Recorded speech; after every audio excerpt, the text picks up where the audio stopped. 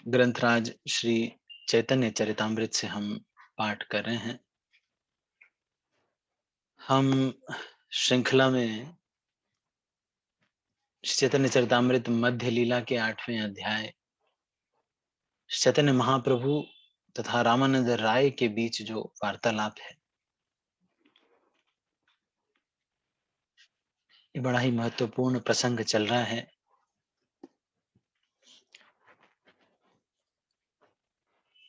और राधा रानी के प्रेम तक पहुंच गए हैं। तो इसके आगे की चर्चा हम अभी करेंगे।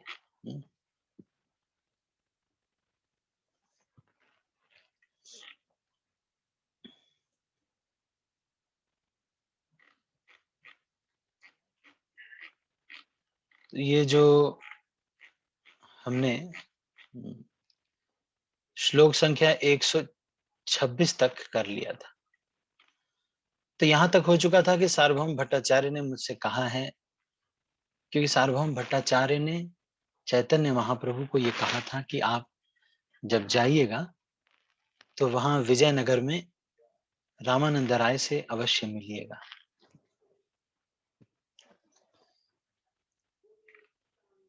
तो इसको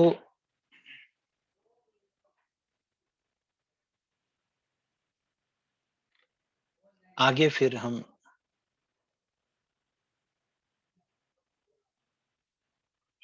पढ़ते हैं। श्री चैतन्य महाप्रभु ने आगे कहा, मैं आपकी महिमा सुनकर आपके यहां आया हूं।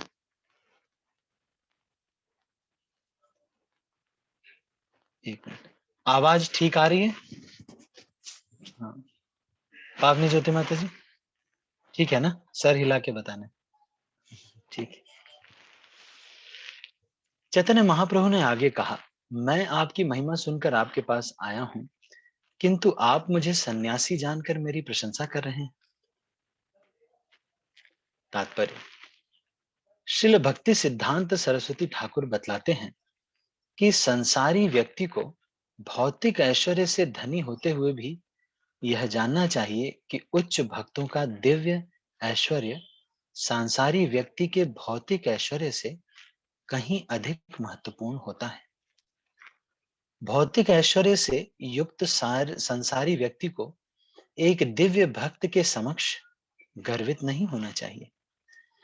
यदि कोई व्यक्ति अपनी भौतिक मर्यादा, ऐश्वर्य, शिक्षा और सौंदर्य के बल पर किसी दिव्य भक्त के पास जाता है और भगवान के उन्नत भक्त का आदर नहीं करता, तो वैष्णव भक्त ऐसे भौतिकतावादी से गर्वित व्यक्ति का सम्मान तो कर सकता है, भौतिकता से गर्वित व्यक्ति का सम्मान तो कर सकता है, किंतु हो सकता है कि वह उसे दिव्य ज्ञान न दे।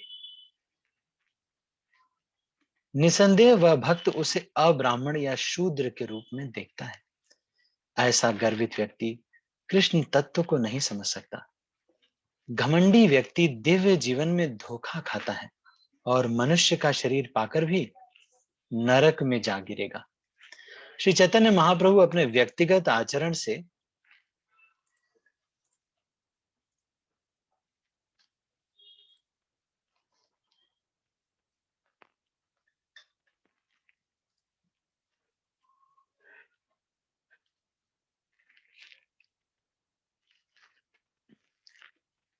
श्री चैतन्य महाप्रभु अपने व्यक्तिगत आचरण से सिखा रहे हैं कि एक वैष्णव के समक्ष किस प्रकार विनम्र और विनीत होना चाहिए, भले ही वह उच्च पद क्यों को प्राप्त क्यों न हो। जगत गुरु एवं आचार्य स्वरूप श्री चैतन्य महाप्रभु की यही शिक्षा है। तो ये बहुत ही महत्वपूर्ण श्लोक यहाँ पर आ रहा है। यहाँ पर ये कह रहे हैं कि बावे प्र की बान्यासी शूद्र के नाया जय कृष्ण तत्ववेता से गुरु है। चाहे कोई ब्राह्मण हो अथवा सन्यासी हो या शूद्र ही हो, यदि वह कृष्ण तत्व को जानता है तो गुरु बन सकता है। यह श्लोक कृष्ण भावनामृत आंदोलन के लिए अत्यंत महत्वपूर्ण है। श्रील भक्ति विनोद ठाकुर ने अपने अमृत प्रवाह भाष्य में बतलाया है कि किसी को यह नहीं सोचना चाहिए कि ब्राह्मण कुल में जन्म लेकर तथा सन्यासी के उच्च पद पर रहते हुए श्री चैतन्य महाप्रभु के लिए शूद्र जाति में जन्मे रामानंद राय से उपदेश ग्रहण करना अनुचित था। इस बात को स्पष्ट करने के लिए ही श्री चैतन्य महाप्रभु ने रामानंद राय को बतलाया कि कृष्ण भावना का ज्ञान जाति से अधिक महत्वपूर्ण है। वर्णाश्रम धर्म प्रणाली में ब्राह्मणों, क्षत्रियों, वैश्यों तथा शूद्रों की विविध कर्तव्य होते हैं।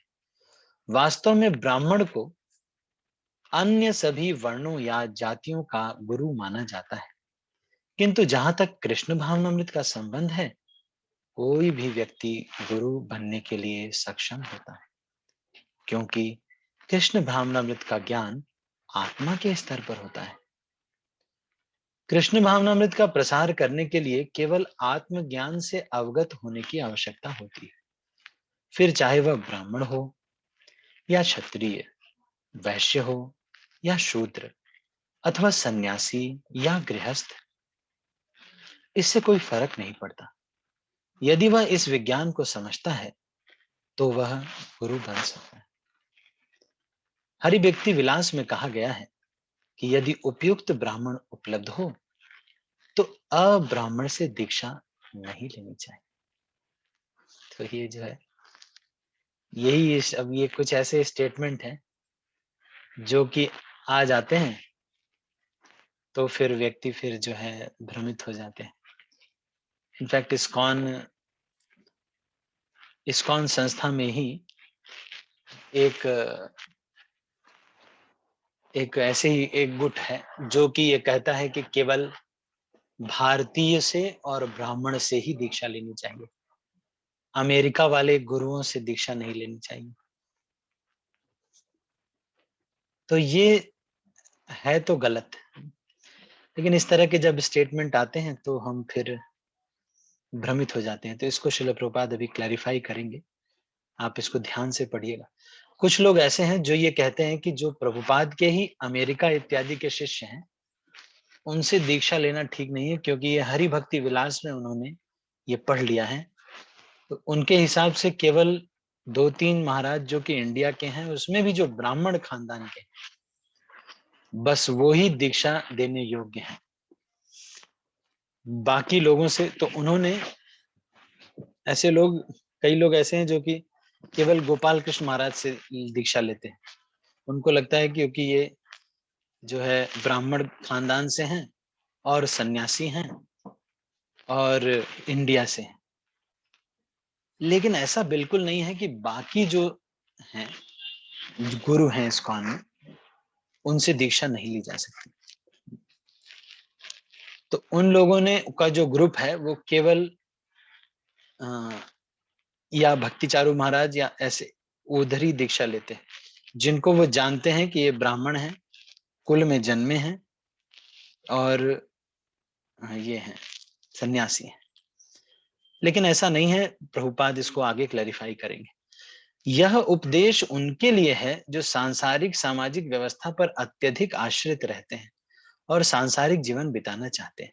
यदि कोई कृष्ण भावनामृत के तत्व को समझता है और जीवन की पूर्णता के लिए दिव्य ज्ञान प्राप्त करने का इच्छुक है, तो वह किसी भी सामाजिक स्तर के गुरु को स्वीकार कर सकता है, बशर्ते कि वह गुरु कृष्ण विज्ञान को पूरी तरह जानता हो।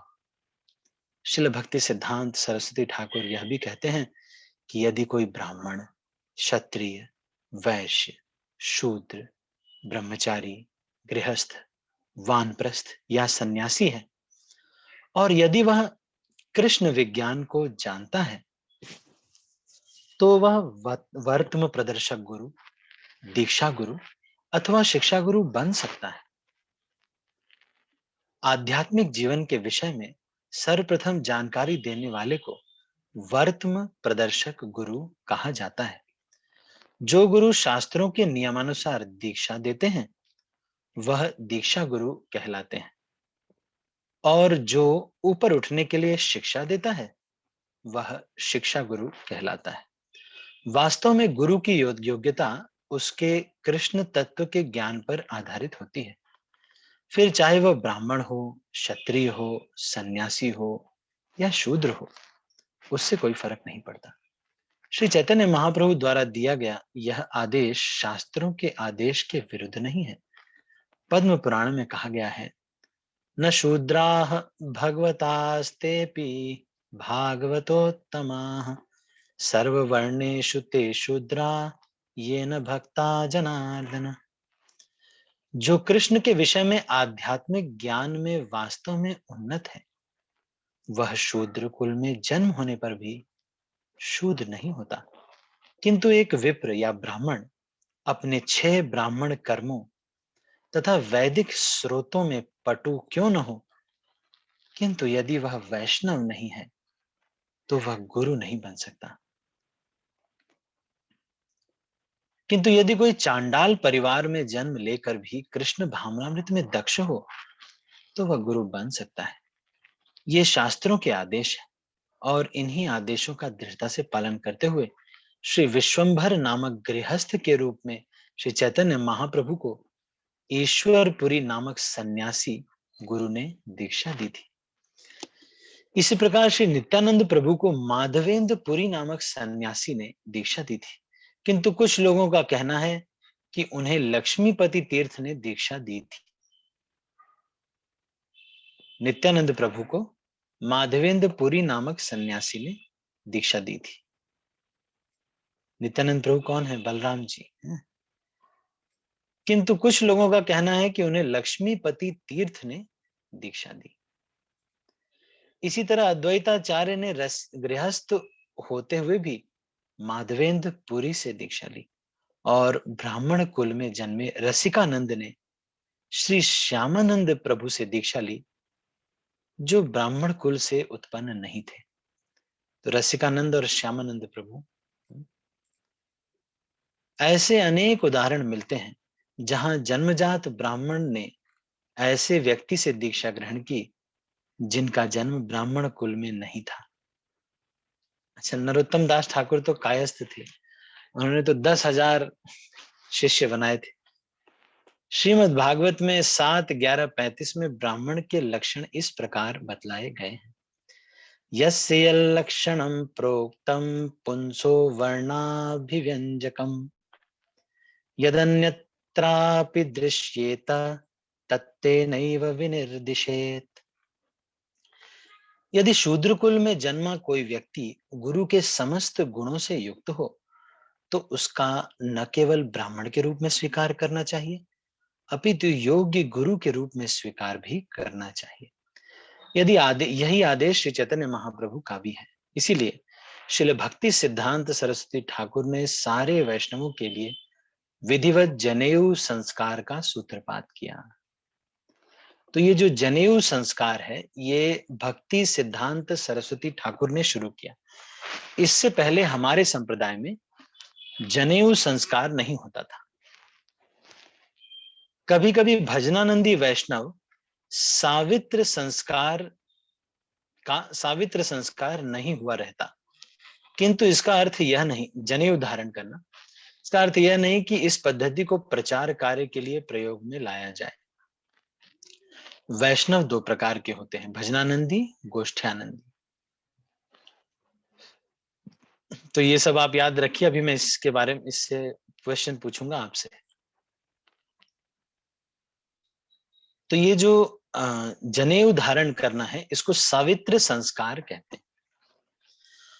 भजनानंदी की रुचि प्रचार कार्य में नहीं होती, किंतु घोष्ठ्यानंदी की लोगों के लाभ के लिए कृष्णा भावनामृत भावना का प्रचार कार्य में तथा वैष्णवों की संख्या बढ़ाने में सदैव रुचि रखता है। तो भजनानंदी को यह अच्छा लगता है कि वैष्णवों की संख्या बढ़े, है ना। और गोष्ठ्यानंदी को, और जो भजनानंदी है उनको ये लगता है कि प्रचार वचार क्या करना, अपना बुक रीडिंग कर लो, अपना साधना माला वाला कर लो, हमको किसी को जोड़ने की आवश्यकता नहीं। वैष्णव को ब्राह्मण पद से ऊपर माना जाता है। प्रचारक के रूप में उसे ब्राह्मण की मान्यता मिलनी चाहिए, अन्यथा लोगों को उसके वैष्णव पद के विषय में गलतफहमी हो सकती है। किंतु वैष्णव ब्राह्मण का चुनाव उसके जन्म के आधार पर नहीं, अपितु उसके गुणों का आधार पर किया जाता है। दुर्भाग्यवश जो बुद्धिमान नहीं है, वे ब्राह्मण तथा वैष्णव के अंतर को नहीं समझ पाते। वे इस भ्रम में रहते हैं कि ब्राह्मण हुए बिना कोई गुरु नहीं बन सकता। इसीलिए श्री चैतन्य महाप्रभु ने इस श्लोक में कहा है कि बा विप्र के बा न्यासी शूद्र के निर्णय, यही कृष्ण तत्ववेत्ता से ही गुरु है। यदि कोई गुरु बन जाता है तो वह स्वतः ब्राह्मण हो जाता है। कभी कभी जाति गुरु के लोग कहते हैं ये कृष्ण तत्ववेत्ता से ही गुरु होए का अर्थ है यह है कि जो ब्राह्मण नहीं है वह शिक्षा गुरु या वर्तम प्रदर्शक गुरु तो बन सकता है, किंतु दीक्षा गुरु नहीं बन सकता। ऐसे जाति गुरुओं के अनुसार जन्म तथा कुल को सर्वोपरि माना जाता है, किंतु वैष्णवों को यह वंश परंपरा का विचार मान्य नहीं है। गुरु शब्द वर्तम प्रदर्शक गुरु, शिक्षा गुरु तथा दीक्षा गुरु पर समान रूप से लागू होता है।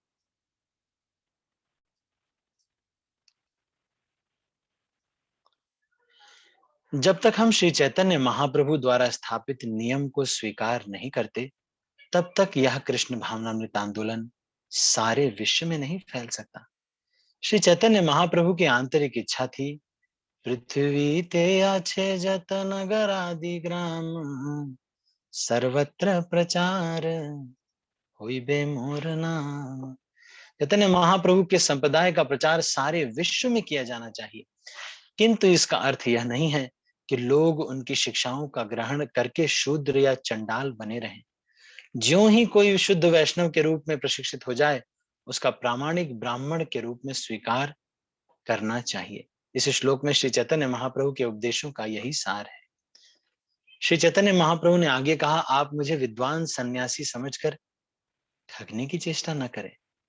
कृपया आप राधा तथा कृष्ण के तत्व का वर्णन करके मेरे मन को तुष्ट करें।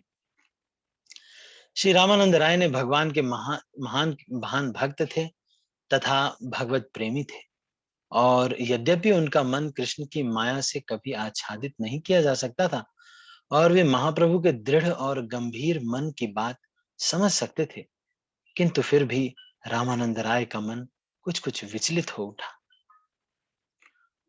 पूर्ण भक्त सदा पूर्ण पुरुषोत्तम परमेश्वर की इच्छाओं के अनुरूप कार्य करता है, किंतु भौतिकतावादी व्यक्ति माया की लहरों में बह जाता है।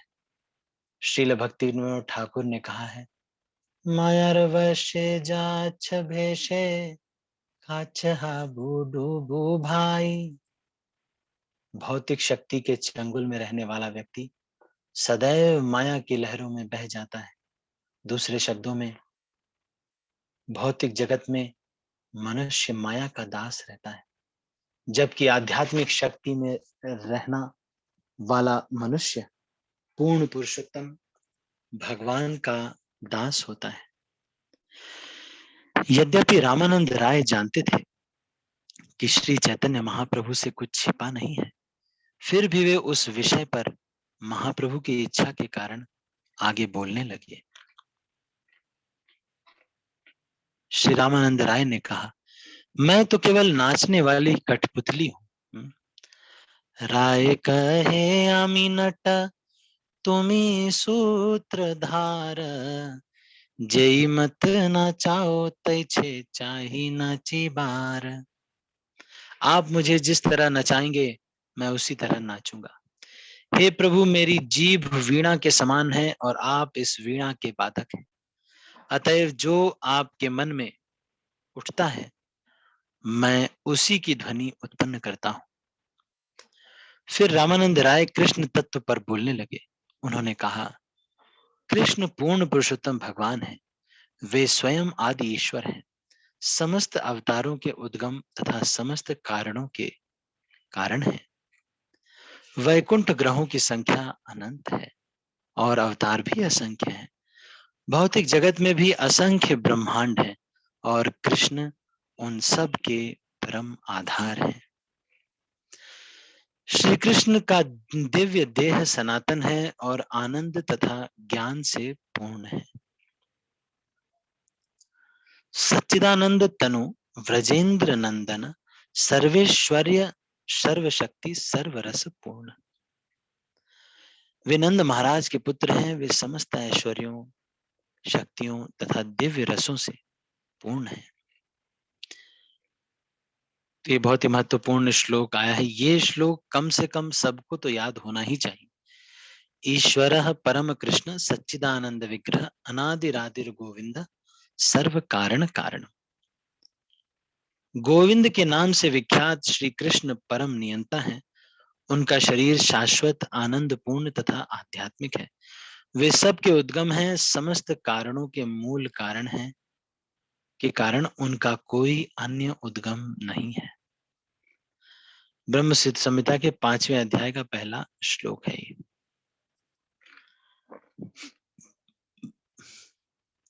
वृंदावन के आध्यात्मिक क्षेत्र में कृष्ण चिर नवीन आध्यात्मिक कामदेव हैं। उनकी पूजा आध्यात्मिक बीज क्लीम के साथ काम गायत्री मंत्र का उच्चारण करके की जाती है। क्लीम काम देवाय, ये कौन से, ये गायत्री मंत्र है। क्लीम काम देवाय ऐसे करके फिर आगे आता है। ये सबको बताया नहीं जाता है। ब्रह्म संहिता 5:56 में वृंदावन का वर्णन इस प्रकार हुआ है। श्रियः कांताः कांतः परम पुरुषः कल्पतरवो द्रुमा भूमिश्चिंतामणि गणमयी तोयमृतम कथा गानम नाट्यम गमनपि वंशी प्रिय सखी चिदानंदम ज्योतिः परमपि तदा स्वाद्यमपि च सयत्र क्षीराब्धिः स्रवति सुरभिभ्यश्च सुमहान् निमेषार्धाख्यो वा व्रजति यः न हि यत्रापि समयः भजे श्वेतद्वीपं तमहमिह गोलोकमितियं विन्दन्तस्ते सन्तः क्षितिविरह विरल चाराः कतिपय। वृंदावन का आध्यात्मिक क्षेत्र सदैव आध्यात्मिक रहता है। वहां पर लक्ष्मी तथा गोपियां सदैव विद्यमान रहती हैं। वे कृष्ण को प्रिय हैं और वे सब भी कृष्ण के समान आध्यात्मिक हैं। वृंदावन में कृष्ण परम पुरुष हैं और वे समस्त गोपियों के तथा लक्ष्मियों के पति हैं। वृंदावन के वृक्ष कल्प वृक्ष होते हैं। वहां की भूमि चिंतामणि से बनी हुई है। तो हम लोगों को कहाँ पर जाना है ये जगह बता रहे हैं। वो जगह में कैसा क्या क्या फैसिलिटीज होती हैं, जिसके लिए हम यहाँ पे झगड़ा कर रहे हैं ना। हम यहाँ पे सोच रहे हैं कि थोड़ा ठंडी हवा बहती तो वहां जाते हैं ना। तो कई लोग जो है फिर कुल्लू मनाली चले जाते हैं। लेकिन ये सब यहाँ पर देखिए कैसी व्यवस्था है? वहां की भूमि चिंतामणि से बनी हुई। जब जमीन ही चिंतामणि से बनी हुई है तो जो भी चीज की चिंता रहेगी वो तुरंत प्रकट हो जाएगी। मान लो आपको लगता है कि अभी मुझे पिज्जा खाना है, तो तुरंत धरती ही चिंतामणि है, तो उसी ने ही दे देना पिज्जा तुरंत। जल अमृत है वहां पर, जिसके लिए देवता लोग झगड़ा करते रहते हैं, वो वहां पे ऐसे ही बहता है। सारे शब्द संगीत की ध्वनियां और सारी गतियां नृत्य होती हैं। तो कोई भी नॉर्मली नहीं चलता गोलोक में, सब लोग नाचते हुए चलते हैं। अब सोचो वहां पे जाना है और यहाँ पे लेकिन झगड़ा करने में शर्म नहीं आ रहा है, लेकिन जाना वहां पे है। बस यहाँ थोड़ा सा झगड़ा अगर न करे तो वहां पहुंच जाएंगे तो बहुत स्पेशल फैसिलिटी। वंशी भगवान की नित्य संगिनी होती है। गोलोक वृंदावन सूर्य के समान स्वतः तेजवान और दिव्य आनंद से पूर्ण होता है। तो सारे प्रभु जी लोग ध्यान दे, वहां बिजली का बिल भी नहीं देना पड़ेगा और वहां पर खुद ही बल्ब लगे होते हैं। सब बल्ब तो लाइट हमेशा रहती है, तो कभी बिजली भी नहीं जाएगी। आपको वो मेंटेनेंस का जो फ्लैट में देना पड़ता है ना, फ्लैट में 1000 रुपए 1100 रुपए आजकल जो फ्लैट सिस्टम होता है उसमें मेंटेनेंस का दिया जाता है कि बिजली नहीं जाएगी। जनरेटर सिस्टम है हमारे यहाँ। तो बिना जनरेटर के वहां पर हमेशा लाइट रहती है, तो बिजली भी नहीं जाएगी। जीवन की पूर्णता इस आध्यात्मिक लोक का आस्वादन करने में है। तो मुझे याद है कि जब हम कभी कभी एकादशी के दिन शेक बनाया करते थे, तो लाइट चली जाती थी आईआईटी सेंटर में, तो वेट होता था कि अब कब शेक बनेगा, लाइट आएगी, शेक बनेगा तो भोग लगेगा, तब सब भक्तों को दिया जाएगा। लेकिन वहां पर ऐसी कोई लाइट नहीं जाती है।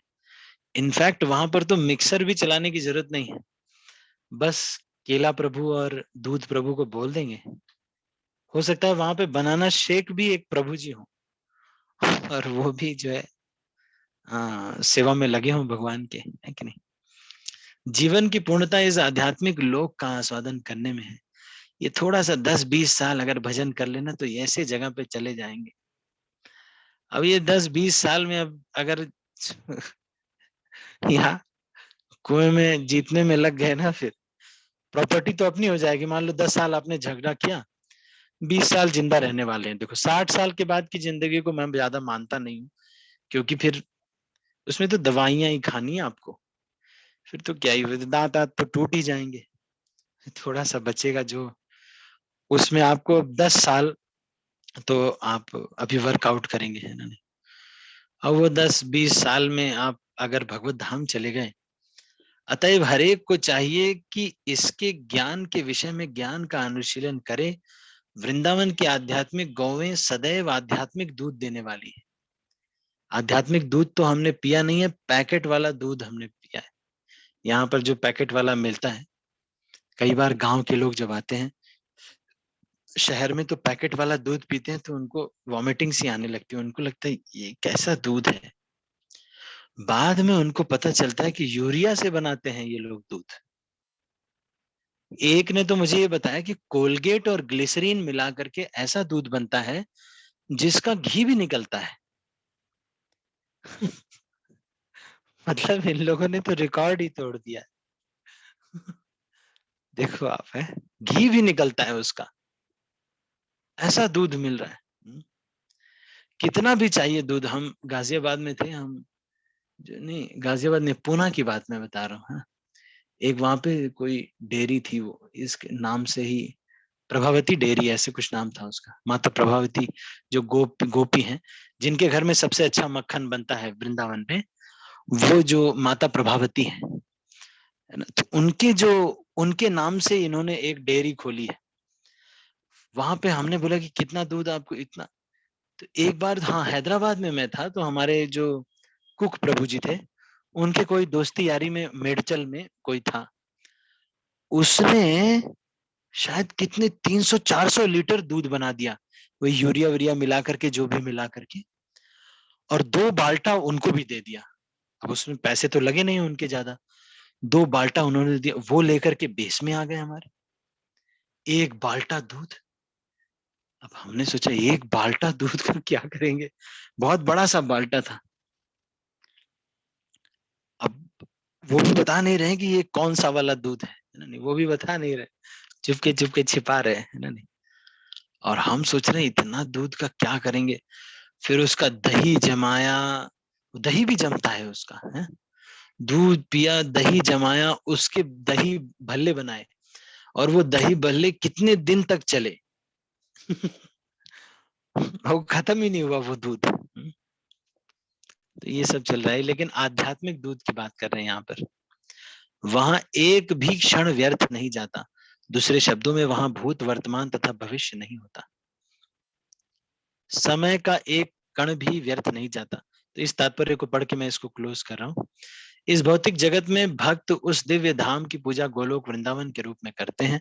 स्वयं ब्रह्मा जी ने कहा है, मैं उस आध्यात्मिक लोक की पूजा करना चाहता हूँ जहाँ कृष्ण विद्यमान है।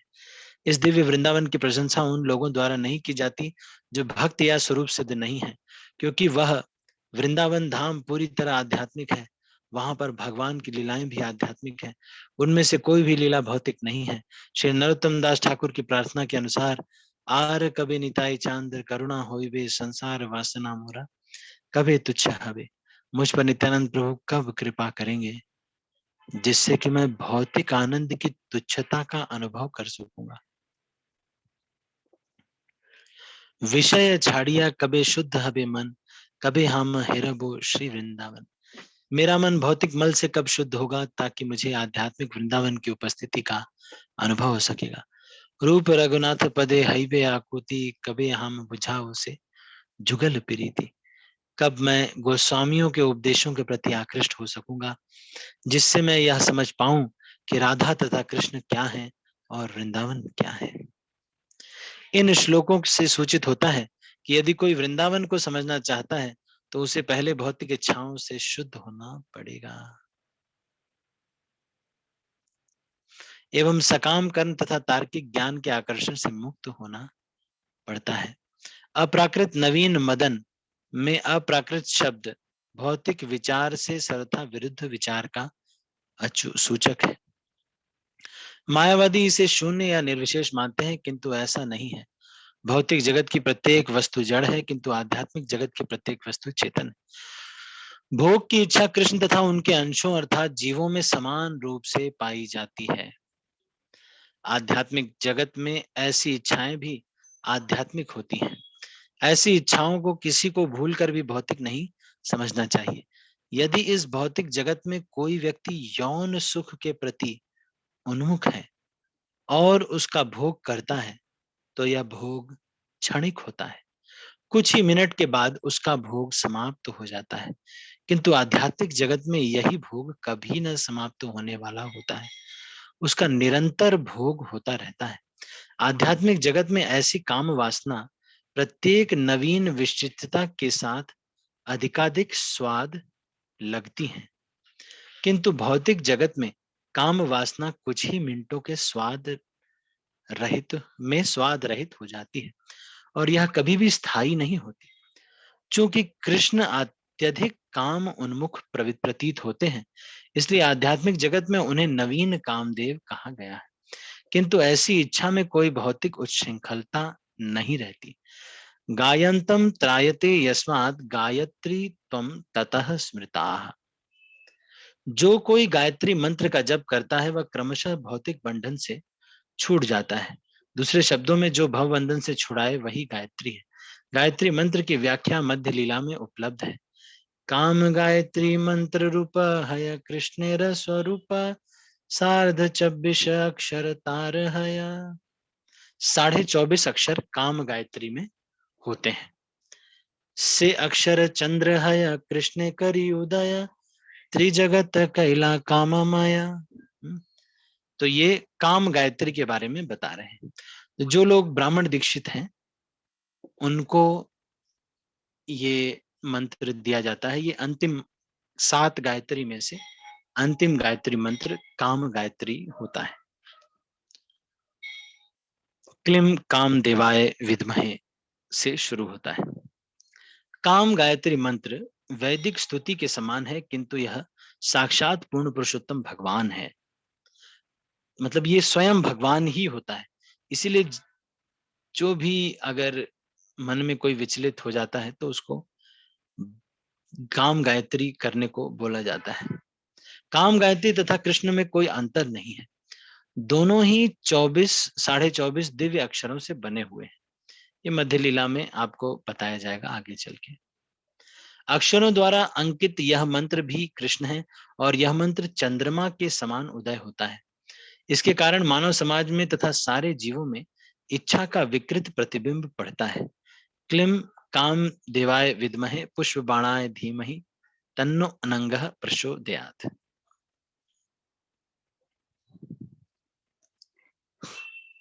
इस मंत्र में कृष्ण को कामदेवाय, पुष्प बाण तथा अनंग कहा गया है।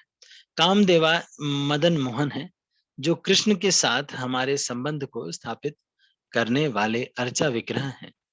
पुष्प बाण गोविंद या भगवान हैं, जो हमारी भक्ति को स्वीकार करते हैं। तो इसमें इसका मतलब बताया गया है। कामदेवाय मदन मोहन है, भगवान मदन मोहन, जो कृष्ण के साथ हमारे संबंध को स्थापित करने वाले अर्चा विग्रह। पुष्प बाण गोविंद या भगवान है, गोविंद देव जी, जो हमारी भक्ति को स्वीकार करते हैं। अनंगः गोपीजन वल्लभ हैं, जो समस्त गोपियों को तुष्ट करते हैं और जीवन के चरम लक्ष्य हैं। यह काम गायत्री इसी भौतिक जगत से जरा भी संबंधित नहीं है। आध्यात्मिक ज्ञान में उन्नति होने पर मनुष्य अपनी शुद्ध इंद्रियों से पूर्ण पुरुषोत्तम भगवान की पूजा कर सकता है और भगवान की इच्छाओं को पूरा कर सकता है। सदैव मेरा चिंतन करो, मेरे भक्त बनो, मेरी पूजा करो और मुझे ही नमस्कार करो। इस प्रकार तुम निश्चित रूप से मेरे पास आ सकोगे। मैं तुम्हें वचन देता हूं, क्योंकि तुम मेरे परम प्रिय मित्र हो। ब्रह्म संहिता में कहा गया है, अथ वेणु निनादस्य त्रयीमूर्तिमयी गतिः स्वरन्ति प्रविवेशाशु मुखाब्जानि स्वयंभुव गायत्रीं गायतस्तस्माद् अधिगत्य सरोजजः संस्कृतश्चादिगुरुणा द्विजतामगमत्ततः त्रय्या प्रबुद्धोऽथ विधिर्विज्ञाततत्त्व सागरः तुष्टाववेद सारेण स्तोत्रेणानेन केशवम्। तो ये ब्रह्म संहिता के 5वें अध्याय के 27-28 में ये कहा गया है।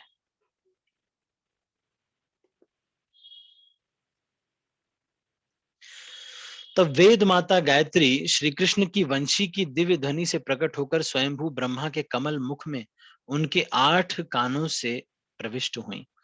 इस प्रकार कमल से उत्पन्न ब्रह्मा ने श्री कृष्ण की वंशी के संगीत से उत्पन्न गायत्री मंत्र को प्राप्त किया। तो ब्राह्मण, ये ब्रह्मा जी की ब्राह्मण दीक्षा के बारे में बताया जा रहा है। ब्रह्मा जी की जो ब्राह्मण दीक्षा है उसके बारे में बताया जा रहा है। इस तरह उन्हें द्विज का पद प्राप्त हुआ, क्योंकि उन्होंने परम आदि गुरु साक्षात भगवान से दीक्षा ग्रहण की। 3 वेदों से युक्त उस गायत्री के स्मरण द्वारा प्रकाशित होकर ब्रह्मा जी सत्य के समुद्र से अवगत हुए। तब उन्होंने स्तोत्र द्वारा समस्त वेदों के सार श्री कृष्ण की पूजा की। कृष्ण की वंशी की ध्वनि वैदिक स्तोत्रों की उद्गम है। कमल आसीन ब्रह्मा जी ने कृष्ण की वंशी की ध्वनि सुनी, जिससे वे गायत्री मंत्र द्वारा दीक्षित हो गए। तो इस तरह से हमारा ये जो यहाँ तक हमने पढ़ा, 139वें श्लोक से आगे की चर्चा हम अगले प्रवचन में करेंगे।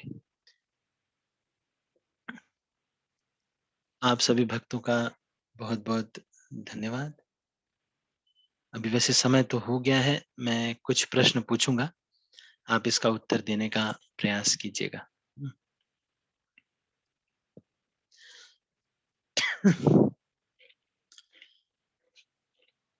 तो सबसे पहले,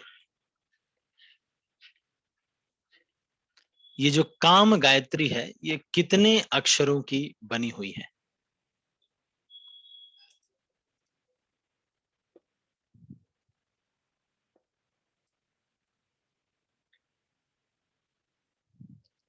चंपा बिरादर माता जी।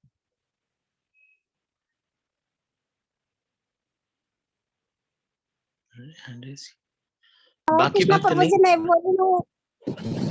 हरे कृष्णा प्रभु जी, हरे कृष्ण। अच्छा, आपको नहीं नहीं, बोलू प्रभु आपको नहीं जी। पता? अच्छा, आपका हैंड रेज था। ठीक है, ठीक है, ठीक है। तो चलो, चारू गोपी माता जी।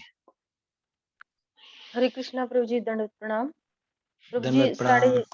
24.5 अक्षरों की प्रभु जी। 24.5 अक्षरों की। ठीक है, मैं सबके हाथ नीचे कर रहा हूँ। गायत्री मंत्र का उद्भव कहाँ से है? कहाँ से ये प्रकट हुआ है? गायत्री मंत्र कहाँ से प्रकट हुआ है? संधिनी राधा माता जी। हरे कृष्णा प्रभु जी, दंडवत प्रणाम। धन्यवाद, भगवान की प्रणाम। वंशी से प्रकट हुआ है प्रभु जी। भगवान की वंशी से प्रकट हुआ है। गायत्री मंत्र में अनंग किसको कहा जाता है? अनंग किसको कहा जाता है?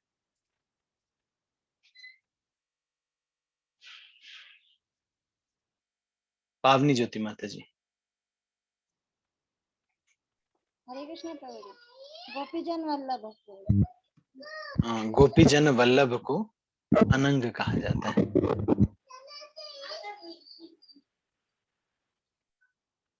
जब आप लोग बता लें तो फिर म्यूट कर लिया कीजिए, है ना, कि फिर मुझे एक्स्ट्रा म्यूट करना पड़ता है।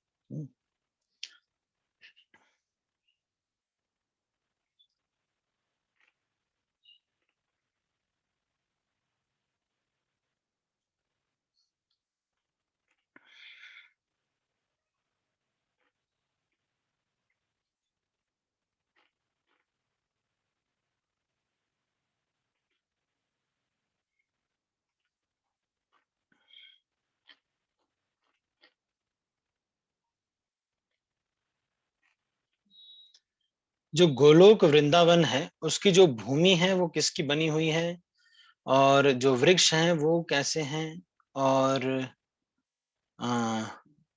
वहां पर साफ सफाई और इत्यादि करने के लिए कौन रहता है सेवाओं के लिए?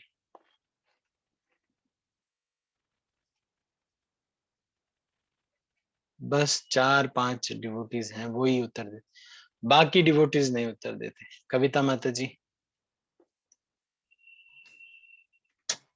हरे कृष्ण प्रभु जी, दंडवत प्रणाम। दंड प्रणाम। मैं पूरा बता सकती हूँ प्रभु जी? हाँ हाँ बताओ, पूरा पूरा बताइए।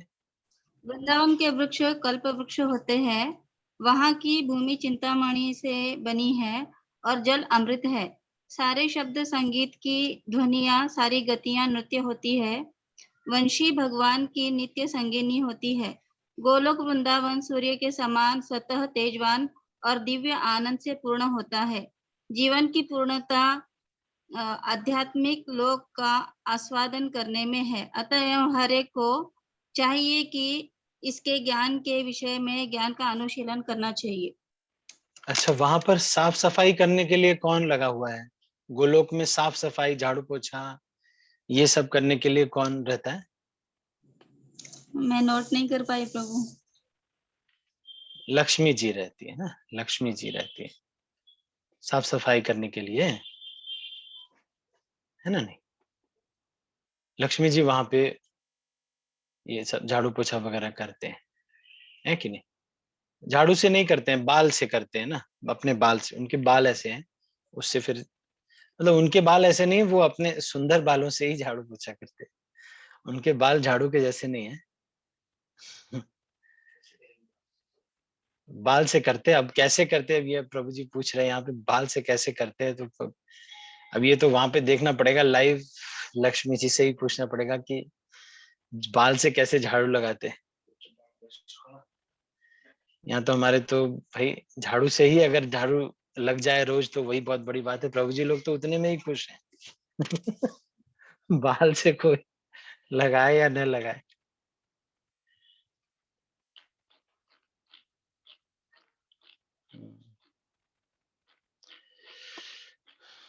ठीक है। चैतन्य महाप्रभु की आंतरिक इच्छा क्या थी? कौन बताएगा?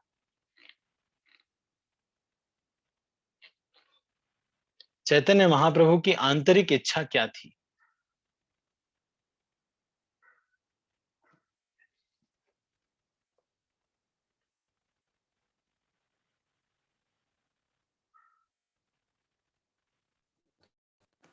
संधिनी राधा माता जी। प्रभु जी मैं श्योर नहीं हूँ प्रभु जी। मायार वशे यच्छा बच्चे स्वच्छ होए क्या? नहीं नहीं, पृथ्वी ते आछे जत नगर आदि ग्राम सर्वत्र प्रचार होइबे मोर नाम। ये है, पृथ्वी पे ते आछे जत नगर आदि ग्राम सर्वत्र प्रचार होइबे मोर नाम।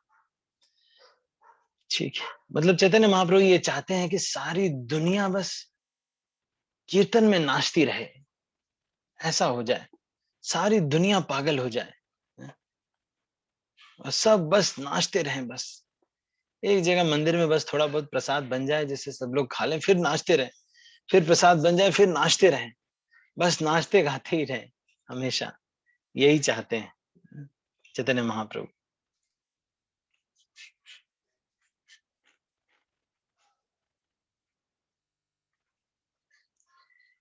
दो प्रकार के वैष्णव कौन होते हैं और इनकी व्याख्या कीजिए। दो प्रकार के वैष्णव यहाँ पर बताए गए हैं, ये कौन होते हैं? दो प्रकार के वैष्णव, दो प्रकार के वैष्णव होते हैं।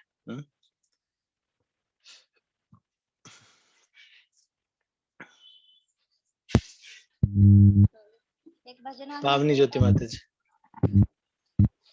हरे हाँ कृष्णा जी, प्रभु जी। एक भजनानंदी आपकी और आवाज नहीं आ रही। आप चार्जिंग में लगा के रखा है इसको या ईयरफोन लगा के रखा है? हरे कृष्णा प्रभु जी, आ रही है प्रभु जी। हाँ अभी ठीक है, अभी बहुत बढ़िया है। एक भजनानंदी और एक गोष्ठानंदी। हाँ ठीक है। भजनानंदी प्रचार कार्य में उतना रुचि नहीं लेता है, लेकिन हाँ, गोष्ठानंदी प्रचार कार्य बढ़ाने में और वैष्णव की संख्या बढ़ाने में रुचि लेता है। हाँ वैष्णवों की संख्या बढ़ाने में रुचि लेता है। और क्या चीज है गोष्ठानंदी और भजनानंदी का? भजनानंदी का एक चीज नहीं हुआ रहता है। क्या चीज नहीं हुआ रहता है? कभी कभी ऐसा होता है कि भजनानंदी का क्या नहीं हुआ रहता है? सावित्र संस्कार, जनेऊ धारण संस्कार नहीं हुआ रहता है। कभी कभी ऐसा होता है कि इनका सावित्र संस्कार नहीं हुआ रहता है, जैसे कि गौर किशोर दास बाबा जी, जगन्नाथ दास बाबा जी, है ना। ठीक है, म्यूट कर लीजिए। तो रसिकानंद प्रभु के गुरु कौन थे? कौन बताएंगे? एक मिनट, हाथ में नीचे कर रहा हूं। रसिकानंद प्रभु के गुरु कौन थे? रसिकानंद प्रभु के गुरु। बाकी लोग ध्यान से नहीं सुनते। उत्तम बिरादर माता जी, सौम्य किशोरी माता जी, शिवांश प्रभु, संधिनी माता जी, शब्दमयी गोपी माता जी, रीटा माता जी, रामचंद्र प्रभु, ये तो याद होना चाहिए। पुष्टि रूपा माता जी, मंजू माता जी, प्रिया माता जी, लक्ष्मी माता जी, लता माता जी, कविता माता जी, चंपा बिरादर माता जी, भार्गव प्रभु, वंदना माता जी, अनीता आर्या माता जी, आप लोग कहाँ हैं? कृपया दर्शन दें। आप सब लोग कहाँ पर हैं? खाना बना रहे हैं? अच्छा, helping father with food preparation. ओ अच्छा अच्छा अच्छा, मटर छील रहे हैं सब लोग। ओहो, तो मटर तो छील सकते हैं, ऐसे मटर छीलने में तो कुछ दिक्कत नहीं है। चलो अच्छा ठीक है। I don't know, I am not, I mean आपको एम्बैरेस नहीं करना चाहता। अच्छा ठीक है, आप बाद में आए। ठीक है। थोड़ा कुछ लोग वीडियो ऑन करते रहते तो थोड़ा दिखता रहता है ना कि कुछ है, चलो रिस्पांस चल रहा है। शब्दमयी माता जी, आप कुकिंग कर रहे हैं? नहीं है, वहां कमरे में तो अंधेरा है पूरा। अच्छा। चलो ठीक है, तो मैं अभी अगला प्रश्न पूछता हूँ। श्यामानंद प्रभु से दीक्षा ली। श्यामानंद प्रभु ब्राह्मण नहीं थे, रसिकानंद प्रभु ने श्यामानंद प्रभु से दीक्षा ली। नित्यानंद प्रभु के गुरु कौन थे और लोग उनको किसका शिष्य मानते हैं वैसे? नित्यानंद प्रभु के गुरु कौन थे और लोग उनको किसका शिष्य मानते हैं? अब हैंड रेज करिएगा। मैंने हाथ सबके नीचे कर दिए, फिर से हैंड रेज कीजिएगा। बस चारू गोपी माता जी, संदिनी माता जी, कविता माता जी और पावनी ज्योति माता जी। बस ये चार माताएं हैं जिन्होंने सारा डिपार्टमेंट संभाल रखा है। बाकी सब लोग, कभी कभी इनका साथ लक्ष्मी माता जी और कविता माता जी भी दे देते हैं। नहीं तो बाकी अनीता आर्या माता जी भी हैं, वैसे तो हैं, प्रेजेंस है। वंदना माता जी भी चाहते तो हैं कभी कभी। बाकी जो भक्त लोग हैं, लता मोरे माता जी वीडियो तो ऑन करते हैं पर वो थोड़ा बोलते नहीं। प्रिया माता जी और रामचंद्र प्रभु तो दुकान में व्यस्त होंगे। रीटा माता जी, शब्दमयी माता जी, सौम्य किशोरी माता जी। चलो अच्छा ठीक है, मैं पूछता हूँ लक्ष्मी माता जी से। लक्ष्मी माता जी,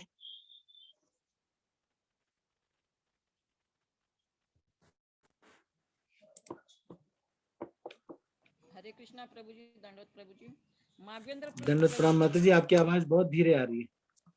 माघवेंद्र प्रभु जी थे, माघवेंद्र राय। हरे कृष्णा। माधवेंद्रपुरी से। अच्छा अच्छा, हाँ, ठीक है। नित्यानंद राय, नित्यानंद प्रभु जी और माघवेंद्रपुरी से दीक्षा। और लोग उनको लक्ष्मीपति तीर्थ का भी शिष्य मानते हैं। एक्चुअली श्री संप्रदाय के लोग ये मानते हैं कि ये लक्ष्मीपति तीर्थ के शिष्य। अच्छा ठीक। शिवांश ठाकुर प्रभु कह रहे हैं रोटी बना रहे हैं प्रभु जी। प्रिया माता जी कह रहे पढ़ रही थी। अच्छा ठीक है, ठीक है, ठीक है, ठीक है, अब देख लो आप जैसे भी कर रहे हैं।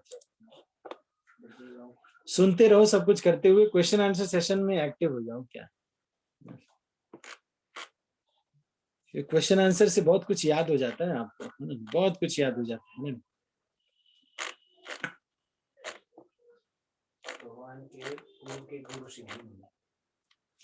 ठीक है, तो अभी हम इसको यहीं पर क्लोज करते हैं। आज हमने 139 वर्सेस तक हमने किया, इसके आगे की चर्चा हम कल करेंगे। ठीक है, तो अभी इसको हम यहीं पर क्लोज करते हैं।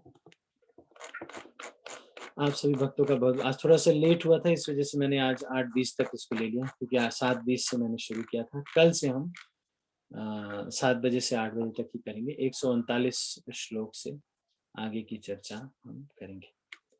ठीक है, हरे कृष्णा। अच्छा, किसी का अगर कोई प्रश्न है तो मैं 1 मिनट, सबके हाथ नीचे कर रहा हूँ। किसी का कोई प्रश्न है तो वो पूछ सकते हैं। किसी का यदि कोई प्रश्न है तो वो पूछ सकते हैं।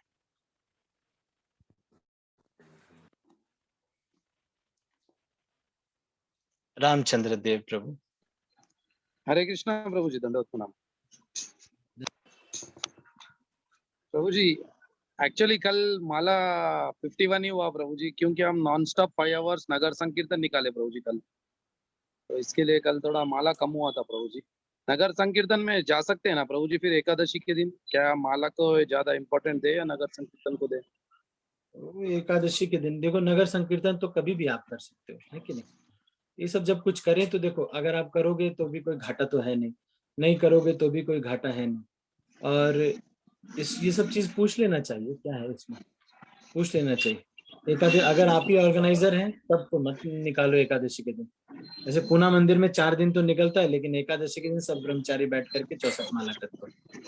एकादशी के दिन तो माला पे ही लग जाओ, है ना? नहीं, बाकी कल दिन सुबह भी है प्रभु हरिनाम जी। संकीर्तन तो हर दिन, हाँ हर दिन निकाल सकते हैं, बाकी सब दिन निकालेंगे। एकादशी के दिन भजन में लगेंगे। कल सुबह 6 बजे से प्रभु जी, फिर क्लास के लिए फिर परेशान नहीं होगा?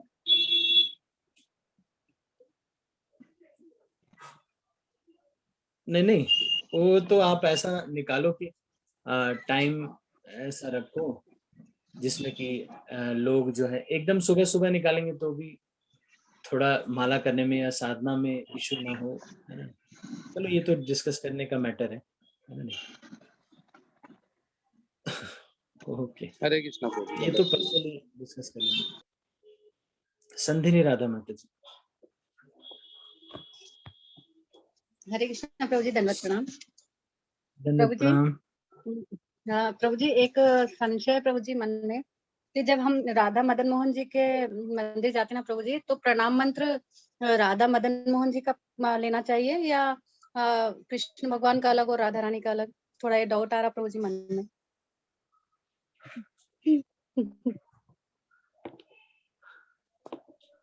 अच्छा, ऐसे तो मैंने भी कभी सोचा नहीं वैसे। पता नहीं प्रभु जी, मुझे मेरे भी मन में आया ऐसे कभी प्रश्न, मैंने सोचा।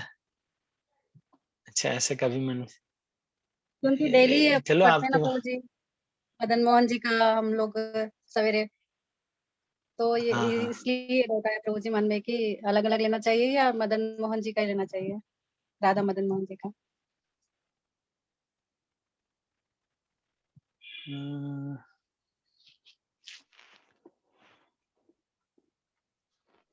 खारघर मंदिर में भी है मदन मोहन जी। Yes yes. तो वहां पर जो प्रणाम करते हैं तब तो हे कृष्ण करुणा सिंधु और ये सब करते हैं, प्रेम ध्वनि में भी यही कहते हैं, गोप गोपिका श्याम कुंड राधा कुंड गिरी गोवर्धन की जय। Yes. लेकिन बाद में फिर एक बार वो मंत्र बोल देते हैं, जयताम हाँ। सुरतो पंगु मंदम तेर गति मत सर्वस्व पदाम भोजौ राधा मदन मोहन। तो ये बाद हाँ, में वो खारघर मंदिर में करते हैं, तो ऐसा Okay. कर सकते हैं। मतलब बाद में कभी जब प्रणाम किया तो वो मंत्र, मतलब या बाद में कभी वो मंत्र बोल दिया। अच्छा, ठीक है प्रभु जी, आपकी तबीयत ठीक हो गई? ठीक है प्रभु जी। आप सब लोग प्रेयर करिए ना प्रभु जी, कुछ प्रेयर सभी वैष्णव का आप कृपा काम आगे प्रभु जी। मायापुर से आने के बाद पेट और बुखार दोनों तो होता ही होता है। मायापुर में गंगा स्नान वगैरह करते हैं ना सब, तो फिर चलो थैंक यू ठीक है, धन्यवाद। Thank you. कविता माता जी, आपका कोई प्रश्न है? हरे कृष्ण प्रभु जी, दंडवत प्रणाम। धन्यवाद, प्रणाम।